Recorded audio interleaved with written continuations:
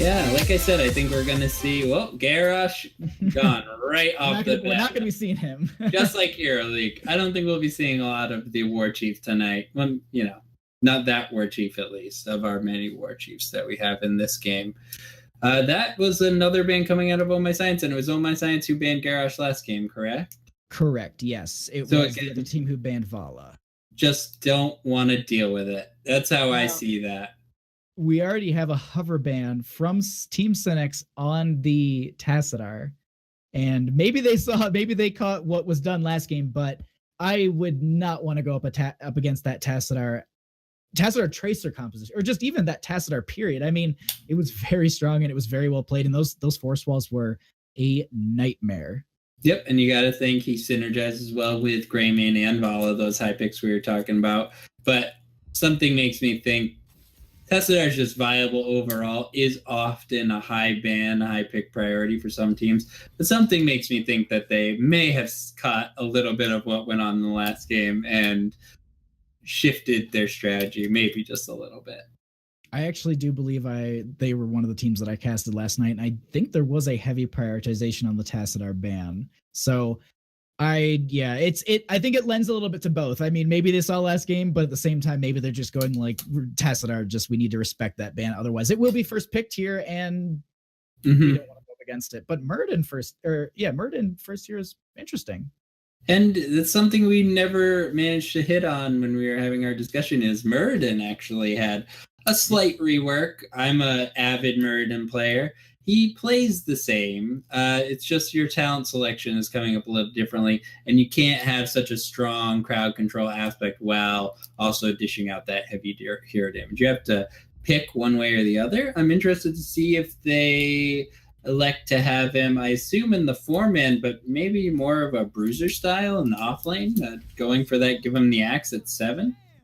There's the potential for that. I mean, as you said, his play style in your eyes hasn't changed too much. I have honestly not played him enough to kind of really make a determination. I've played him in the tank. We are just talking about it, but wow, that is not something. Ooh, that's not something I want to deal with. I mean, we have to say, like, Team Sinix, they have a Vala Lucio. Vala's very strong on this map, but like the Zul Jin and the Lieutenant Morales, like that, the Lieutenant Morales is actually what I'm a little bit more afraid of realistically. And I scratch what I said about Murd in the offlane. These three as a beginning of your structure to your 4-man, that is not a 4-man I want to compete with. And we just talked about Zul'jin in a 4-man in a 2-lane scenario. You have a medic behind him, just giving him all the fuel he could ever want, and Muradin just controlling the area. Zul'jin can just step up, get his auto attacks in for his quest stacks, and you try to step on the Zul'jin, Muradin is just going to stand in front of you, throw his Stormbolt, and they're just going to walk away. Right. And then once he hits, what is it, I believe 30, he gets it goes into piercing at that point. So if people start to stack around these immortals, that's just going to be very difficult for them, because Muradin will just get the double stun. And yeah, 25 actually. It's fewer than 30. It's 25, yeah. Okay. Mm-hmm. Ooh, right away, Gallban actually. Not Cho, that's important. Yeah, but maybe just... I mean, it's the real damage dealer. Let's do it. Maybe just thinking about... Again, it feels like Garrosh and Cho'Gall bans more feel like we don't want to deal with this. We have a strategy. We want this strategy that's practiced to play out the way we want it to play it out. And we don't want any heroes that drastically change the dynamic of the game to interfere with our plans. I mean, realistically, you could pick up Cho'Gall in that slot, in that last, 4-5 slot. Like, it's a reality. I don't know how I feel about it, but it was still a reality. Excuse me. Yeah, no, you could pick up Cho'Gall right here. Sorry, I completely just swapped it all around. But either way, Either way, I mean, they'll probably be going into a tank like in... That's interesting. I was going to talk about ETC again, but they go a new Brett Chromian, actually... And I think that's our 4-man. I think that's our 4-man coming out of Sinix. So we're going to see here what Oh My Science has planned for the last member of their 4-man and also for their solo lane. Solo lane's late prioritization, specifically Malthael, I think is a huge pick here. Amazing in the solo lane, maybe the strongest, plus the damage over time on the Immortal. I would think they have to be considering it. Yeah, I'm trying to think like, but what do you, maybe do they go in for anything a little bit more crazy? But I don't know. That's the safe pick for sure. Yeah, that I think you're completely right on that. And let's see. Yeah, I'm honestly a little bit stumped what they'd be putting here. Arthas and Karazhan. So Arthas for the solo lane, also strong. Makes sense to me. Okay. I was thinking probably a second support. Morales dishes out a ton of raw healing, but specifically, I guess Vala on Team Sinix would be able to spread the damage out quite a bit, which is tough for Morales. And I think that's where the Karazhan actually comes in a little bit here, because the block totem actually really hinders Vala here. Because I believe it is armor if people are, it's like damage reduction and armor, I do believe. I'd have to check it when we get, we'd have to check when we get in game. But yeah, it's just, I honestly think that's a really good pickup. And he works overall. Like, Insight build is pretty strong. Yeah, now that you mentioned that plus we have Safeguard from Morales. Arthas has inherent armor, and Muradin gets armor after he uses that Dwarf Toss. That's crazy. I think the Karazhan's a really good pickup here. And Malthael. That's a lot of burn on the Immortal. I'm really, really interested to see how this turns out. Like, I don't know who kind of wins this over, because Chromie can be a nuisance. But at the same time, like, I don't know. Like, they've just got a lot of good lockdown and just control on the side of Oh My Science. Yeah, and I think it's worth mentioning that we have multiple DPS for Sinix, and Zul'jin is going to be playing that hypercarry role. But when you look at who he's matched up into, the lone tank for Sinix is Anubarak, who tends to excel versus casters and mages, and tends to have a lower health pool and fall a bit quicker to the auto attackers. Zul'jin does have some magic damage built into him now with the double axe spin, but I think he'll probably be focusing on auto attack. So it's interesting to me whether the double DPS from Sinix will prevail over Zul'jin's ability to really pour damage into that Anubarak. That is true. And the other thing that, like, Anubarak will be able to really get into that backline and try and disrupt the Morales Zul'jin. Like, it's going to be interesting, because Chromie and Anubarak, that's going to be pretty strong. So I'm really excited for this game. I believe we have like 15 seconds. I'm super excited for this game now. I'm absolutely pumped about this. We got Iron Fist coming out from Karazhan, so nothing different, despite the fact that both of his other level 1 talents were recently given another little bump. Looks like the left. Oh, sorry. Well, yeah, no, we'll go ahead. On the left, we're going to have Oh My Science with Dark Chimera on the Karazhan here, going up into that top lane.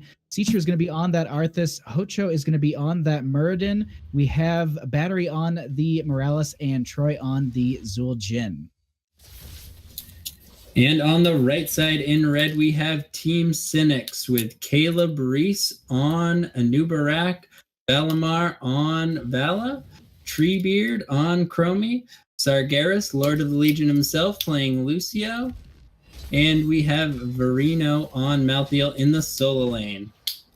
We do have a posture there from the Karazhan, but at this point in bottom lane, seems like we're going to be having the majority of our fun. Time Walker's Pursuit picked up here from Chromie. That's going to be lending them some very good vision in these bushes. Yeah, and Arthas with a super early kill on Malthael with some assistance from Karazhan. Great rotation there. And actually, that's going to be really strong in this early game because they could potentially like cheese down a little bit of a tower here, and definitely Hocho going over into this, this rotational area and just making sure that he kind of slows them down, getting that stun, making sure that the team is going to get value, also scouting that out and making, showing that, people are coming, you can back off, or people aren't coming, you can push harder. But now that Malthael's back up, they're going to go ahead and disengage. But they did get a little bit of value from that early game kill.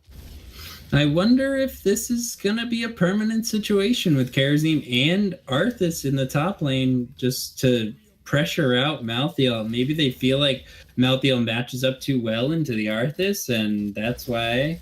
And this 3-man seems to be holding its own. Like I said, when I was thinking of it as the core of a 4-man, they're really great. We have a pause here.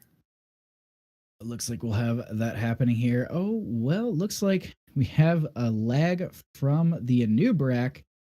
But I mean, it just... okay, looks like we'll have someone else take care of the unpause. So I will just go ahead and just have my hands off, just hands on the mouse until we are ready to go. But either way, like, you're talking about this 3-man in the bottom, and I'm personally surprised, but like, I'm just a little bit shocked right now. I just peeked down. Lieutenant Morales has 14 grenade stacks, and we're a minute 45 into the game. Like, that is absolutely ridiculous. Like, that is grenade stack heaven. I mean, granted, you're going up against a 4-man, so as long as they're bunching up, which they kind of have been around the gate, I've been noticing quite a bit. So overall, I mean, they push them by the gate, and then they get these stacks, and then they just kind of back off, wait for them to come back into the lane, and then it's just this nice back and forth that Oh My Science has kind of created at this point. And fewer targets rather for Chromie to be hitting with that Sandblast. She's only at 6 stacks so far, which is, it's good, but it's definitely not what you're looking for. You want to match up against a 4-man, just fire wildly over there, and you can almost always end up turning up with a stack or 2 if you keep the combo rolling. I think... Yeah. Sorry. No, go ahead. Yeah, it was just exactly that. Like, she did go into she does have that ability to combo there. So all right, looks like though they're saying that they're getting ready to go into the game. But either way, I still think like this is really, really, like, it's a really strong start. We have the Immortal phase just starting out here. Exactly. I like how we paused exactly 145. Like, it's about, they are spawning this instant, and I wanted to see a little bit more aggression out of Sinix in this 4-man with a new really diving deep. It seemed like he was sort of zoning and posturing where the Murden was, but I think to find success with the 3 versus 4-man, they're going to have to get in the towers and, try to make something happen. Oh, all right. And we are unpaused. So let's see what goes on in this first Immortal phase. It looks like we do have a little bit of damage going out to Hocho there. We do have a stun going out onto Arthas. But at this point, they're kind of controlling this over. We do have Malthael having to rotate down just for the protection. Not going to be trying to burn down the other one. Do have a little bit of a fight here happening. Arthas taking quite a bit of damage, but Treebeard not able to get that poke that they're looking for here. Yeah, Chromie did manage to dish out a lot of damage onto Muradin, but that's the problem with Muradin. He just backs up, that second wind kicks in, along with a little bit of help from the Kharazim, and he's just topped right back off. And it actually looks like we have Arthas so deep at this point, trying just to push some of these members back. Troy almost getting sandblasted by the Treebeard there. It looks like we have Caleb Reese currently diving out.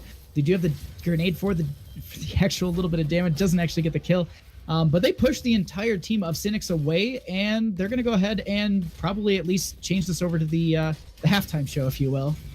Yeah, so many members of Sinix there were extremely low, and Vala still hanging around with just a smidgen of health. And I was actually impressed at how they actually disengaged and made sure that no one fell, so they can at least... It looks like they're just going to try to race off as much of the shield as they can, and just try to minimize the damage from this first Immortal. Exactly. And the other thing, too, is that, we have Muradin just postured up a little bit here, just trying to kind of push them back.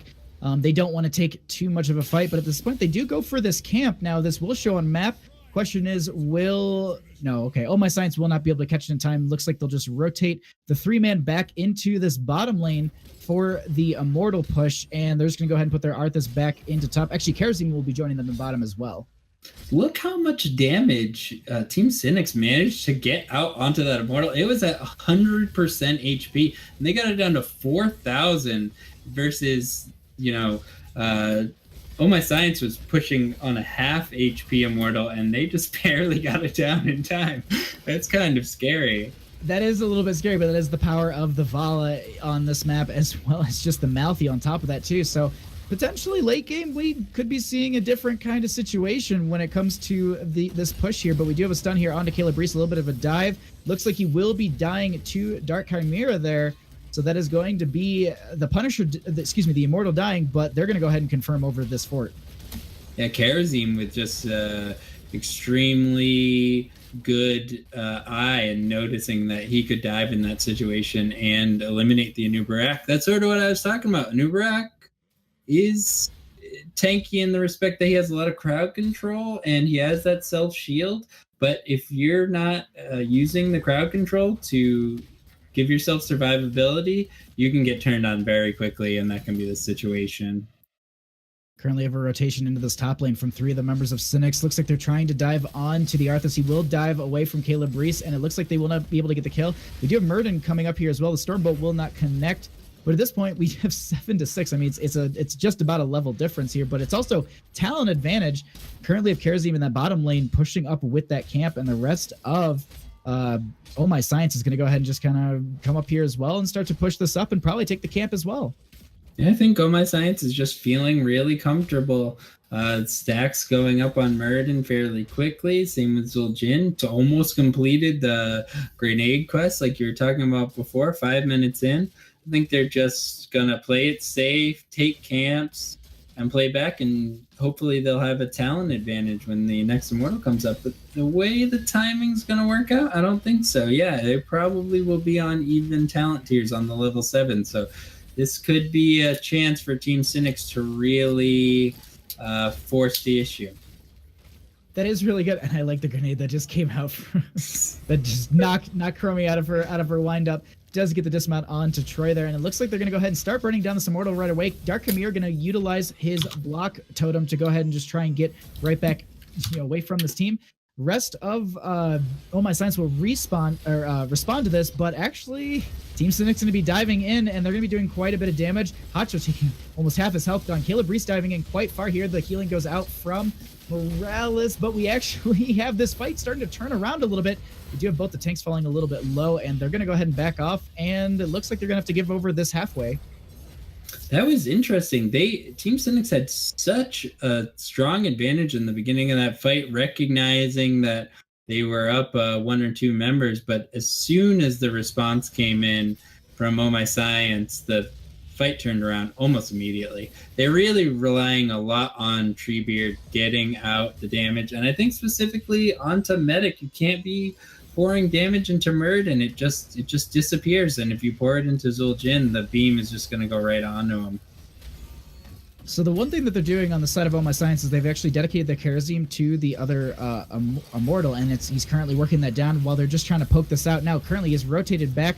Looks like he's going to try and dive into that backline, but they're currently actually, Caleb Reese is going to be isolated here. They actually get the kill onto Vala as well, so it's going to be a double kill that is really going to set them up for a very good pickup onto this Immortal here, because at this point they can poke, but they're not going to be able to take this over. Especially, I mean, Chromie may be able to get a little bit of sand out there, but they're definitely zoning this very, very hard on the side of Oh My Science. That rotation from Karazim was just beautiful. The way he snuck into the bush there, Vala was sort of lingering, deciding whether or not she wanted to stay in that fight, and Karazim was just waiting for her to take one step out of the way and just punished her heavily for it.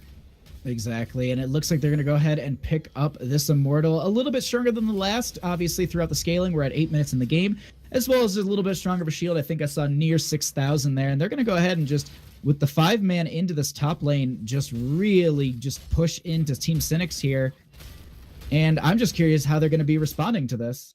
I was interested to see if we were going to have a Syndragosa coming out of our to force down the issue with the second immortal. But it will be the Army of the Dead, which is, again, it seems like All My Science really just wants to make the safe plays. But I would like to note that we have a Haymaker and a Guillotine coming out. I love the Guillotine, but Battery taking so much damage there. Treebeard trying to push some of these members back. Well, it looks like Sinix will go ahead and try and just cheese down this fort in the bottom lane, but they leave their Malthael behind, so they don't really have him just yet. So they can force this a little bit on the side of Oh My Science.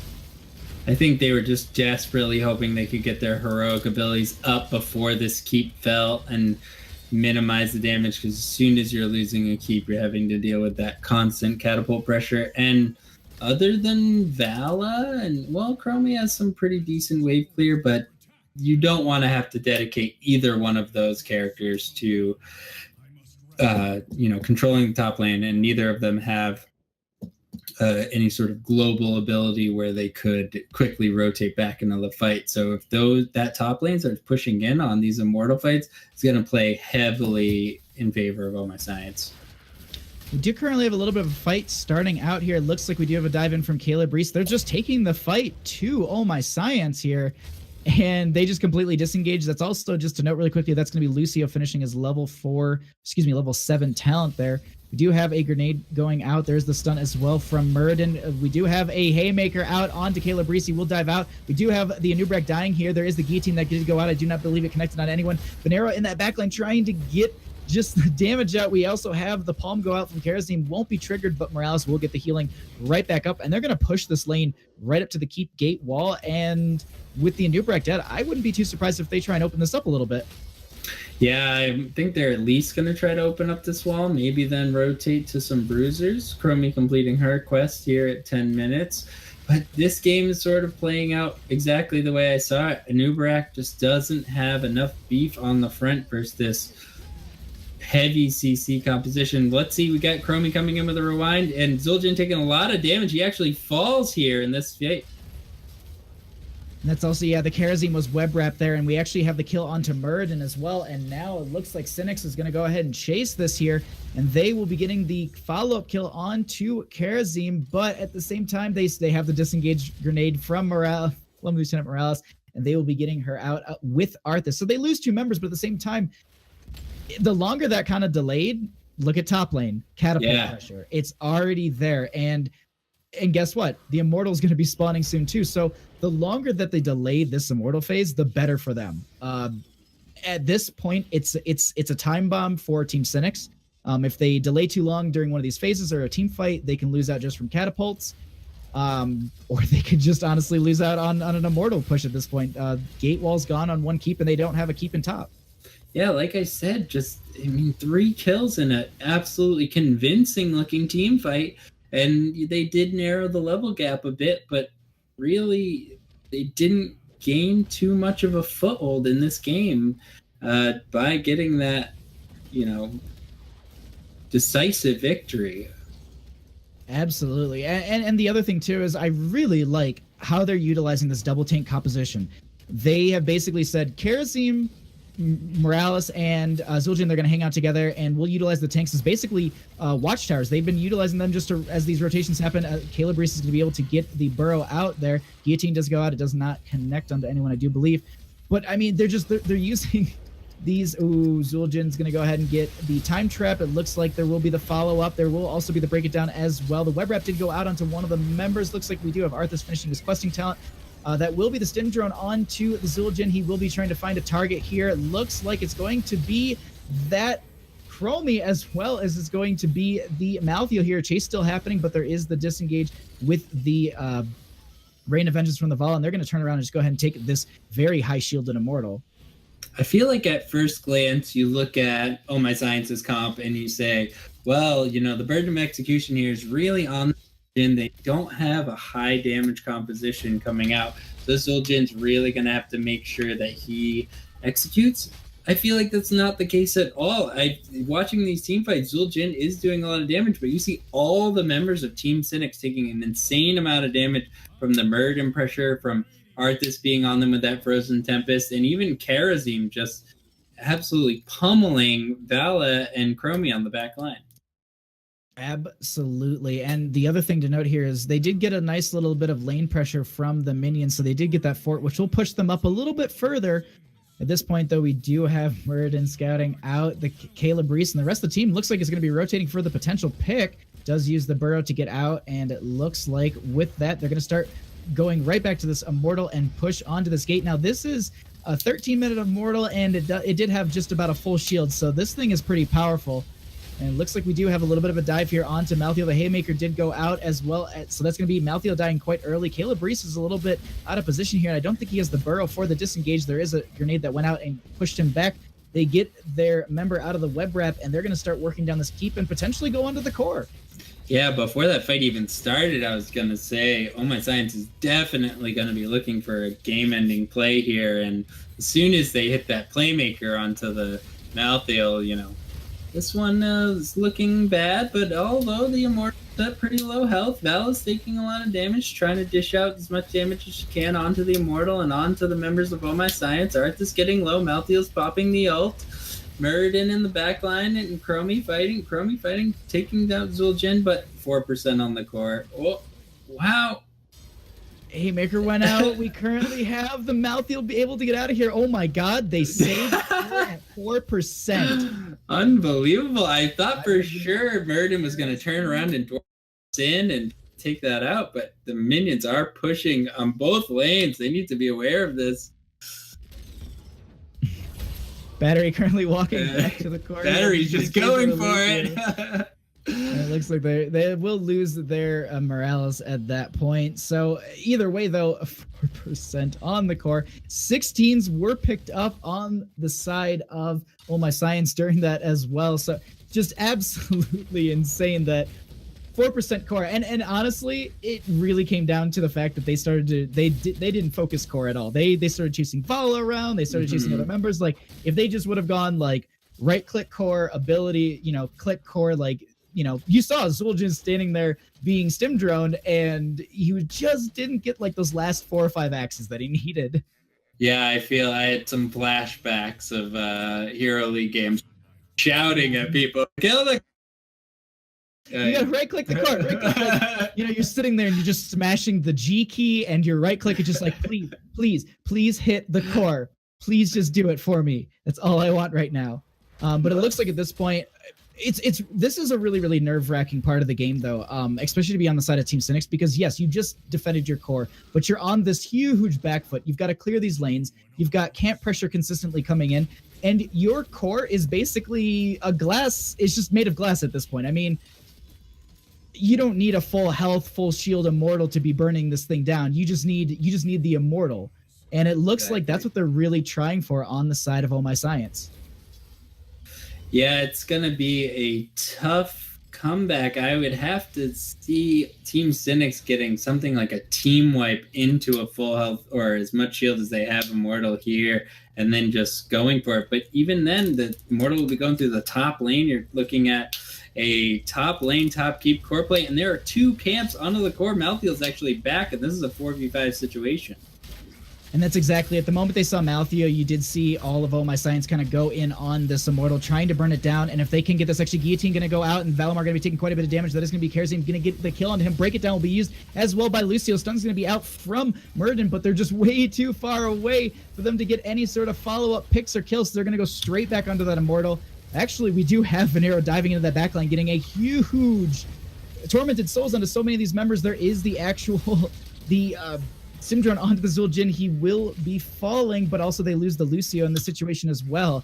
And the one thing we have to note here is during all this, we also still have catapults, top lane, bottom lane. They're going onto the core.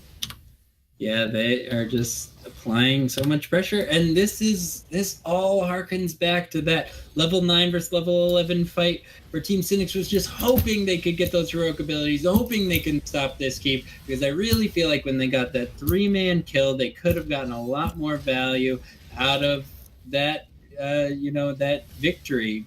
Just the fact that they had to back up and defend. Of the momentum in your favor, but unfortunately they just weren't able to.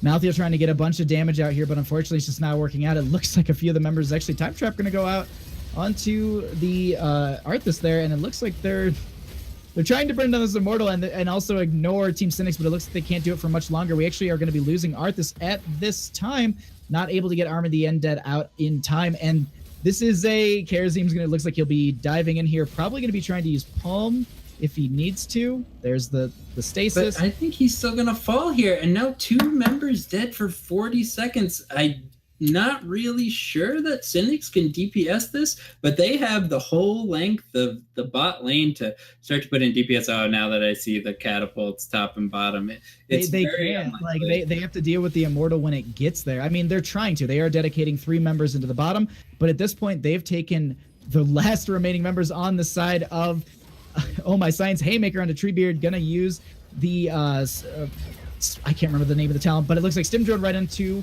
the Zul'jin right again. The Guillotine goes out as well. Looks like the web wrap went out onto him before he could die, and they're delaying this, and they could lose out here, but it looks like it's going to be the Immortal getting 1 hit, and it's going to be GG.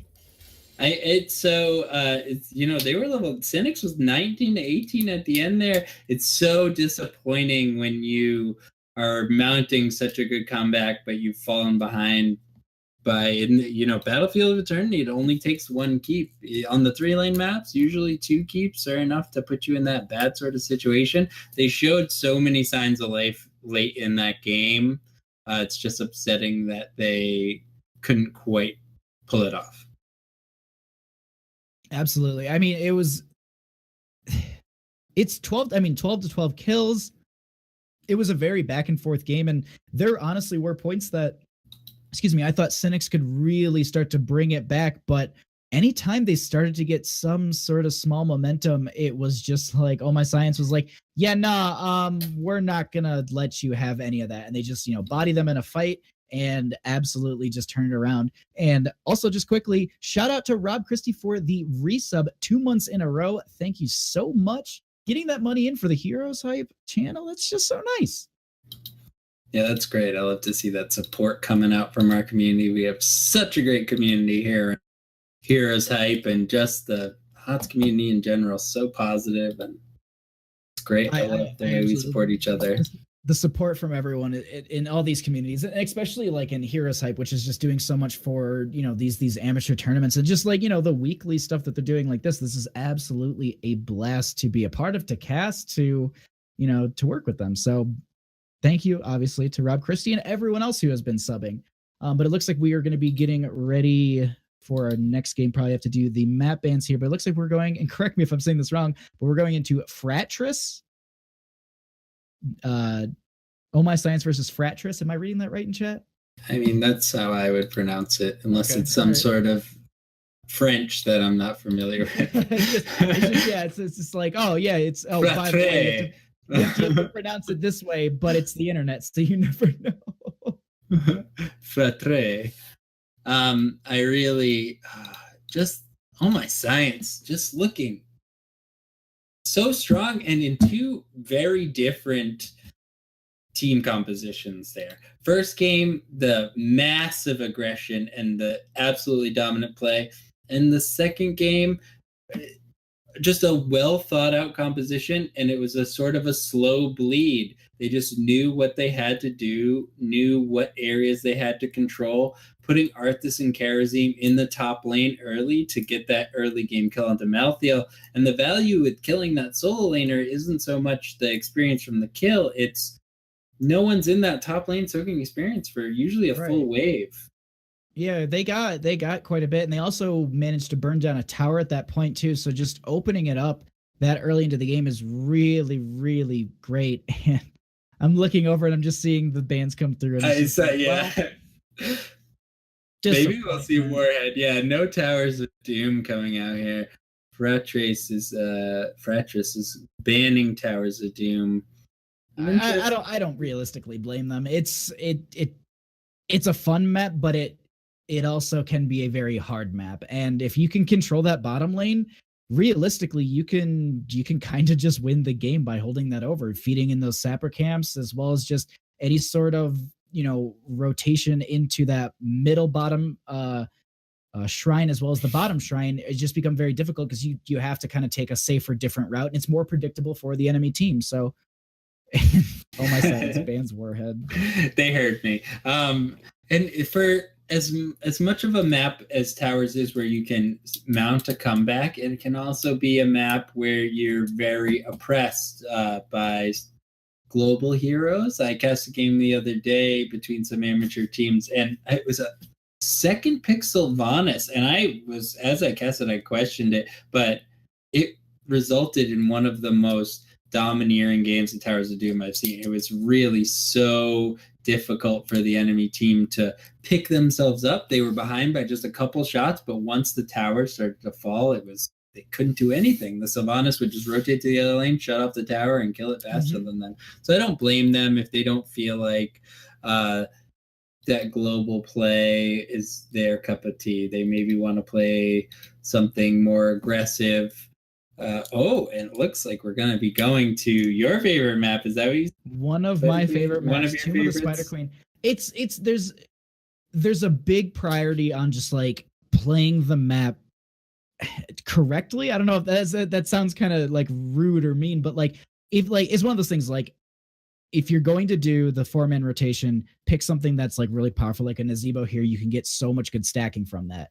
But if you're not, like, overall, the laning is very strong. The wave clear, it's indicative of like some of the things that you will get in draft, and even then, like, you can see some really interesting things come out. I mean, here and there's been an Asmodan once in a while that I've personally seen. You know, Taste for Blood, you can stack very well if you want to go ahead and do those, you know, mid to top rotation. So I mean, you can see some really interesting heroes picked up. Zul's is an option here as well. I mean, there's a high priority on wave clear and in the rotation. So Leoric also. I get excited. Yeah, Leoric's a huge thing. And then the other thing that I love about this map is the boss pit. It's a literal pit. Like, fear, yeah, you can fear people, but they're gonna go. There's only one, only one way in technically, and only one way out. So yeah, I like the gust into a cup in this one. Sometimes you just get gusted right into the corner, and if the boss is still up, sometimes right as the boss is done, it can be brutal. Well, it's not like, and so that's the thing where I was kind of like noting, and you kind of hit it on it perfectly, is that you can't utilize Falstead's Gust like you can on Cursed Hollow, where you can literally go behind the trees, gust from the opposite direction, and really push them off of that point, and really just have good boss control. Here, it's just if you can maybe get behind the team and gust them out towards the exit, that's the benefit you get. But otherwise, it's just how you said it. You push them into the cup, and they potentially just steal it over. Yeah, and then we could also see some different kind of comps. You know, there's always the Diablo I think of in the rotation, popularized by I think Roll20 in the mid-season brawl when they took a team off Korea. The Medivh Diablo, I love to watch that. That play is so fun to see Medivh drop a portal and just the whole team appear behind and Diablo pushing them back to where they do not want to be. That's really fun stuff to watch. No, absolutely. And that is it, just to note on that too, exactly is what what you had mentioned is he's gotten a lot of popularity on maps like this because there are a lot of these corridors, there's a lot of these harder rotation, there's a lot of area for him to, or a lot of terrain for him to stun people into. And another thing that we often see him is you realistically see him on Infernal Shrines. You also see him on Towers of Doom because it's just a lot of these areas for him to get a lot of value from that shadow charge into that, wall stun and stuff like that. So there's some interesting stuff we can see coming out of these drafts, and that's why I always get really, really excited about this map. And just the wave clear is always just a fun aspect to kind of consider, talk about, and draft. What I like about this map is the distance between the lanes is so short. The enemies disappear into the fog of war. You don't know if they're turning in, and you don't know if they're coming for you. And if you're not right there at the front of your mind thinking, they're coming for me, they're coming for me, they're coming for me, they can just appear out of nowhere, and that gank can come down hard, especially onto the top lane, usually the solo laner.